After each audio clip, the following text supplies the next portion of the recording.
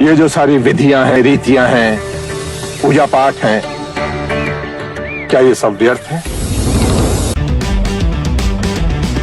अरे आप यहां हैं। आज जब हम अपने शिष्यों से वार्ता कर रहे थे तो आपको वहां नहीं पाया। मैं वहां उपस्थित नहीं रहना चाहता था। क्यों?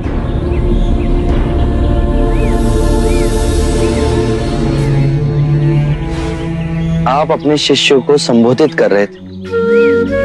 यदि स्वाभाविक कोई प्रश्न मेरे मन में जागता तो आपके शिष्यों के सामने उसे पूछना आपको दुविधा में डाल सकता था।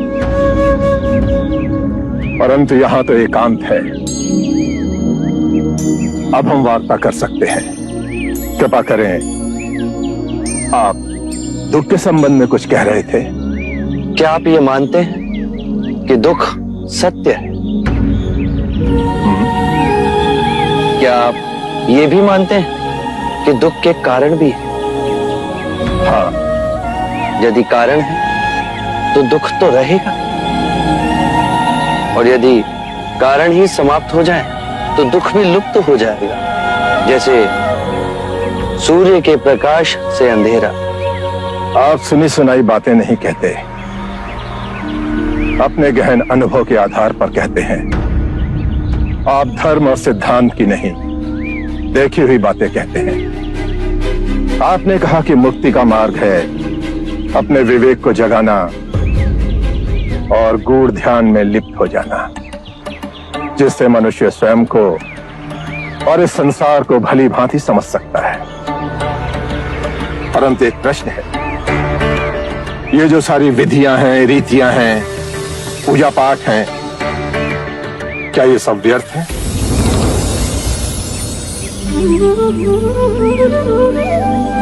यदि कोई व्यक्ति इस नदी के दूसरे किनारे पर जाना चाहे तो वो क्या करे?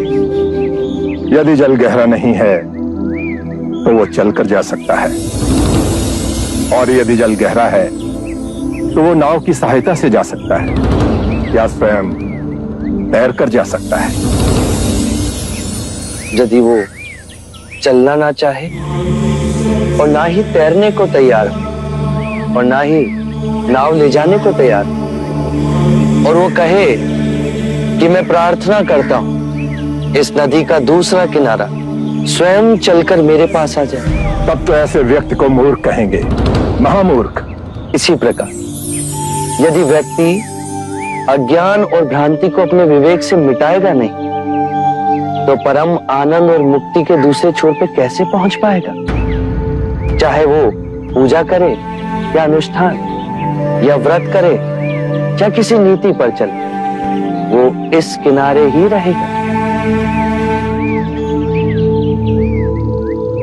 हमने सारे शास्त्रों को पढ़ा, उन पर व्याख्या की, परंतु जीवन के इतने जटिल सत्य को इतनी सरलता से किसी ने नहीं समझाया।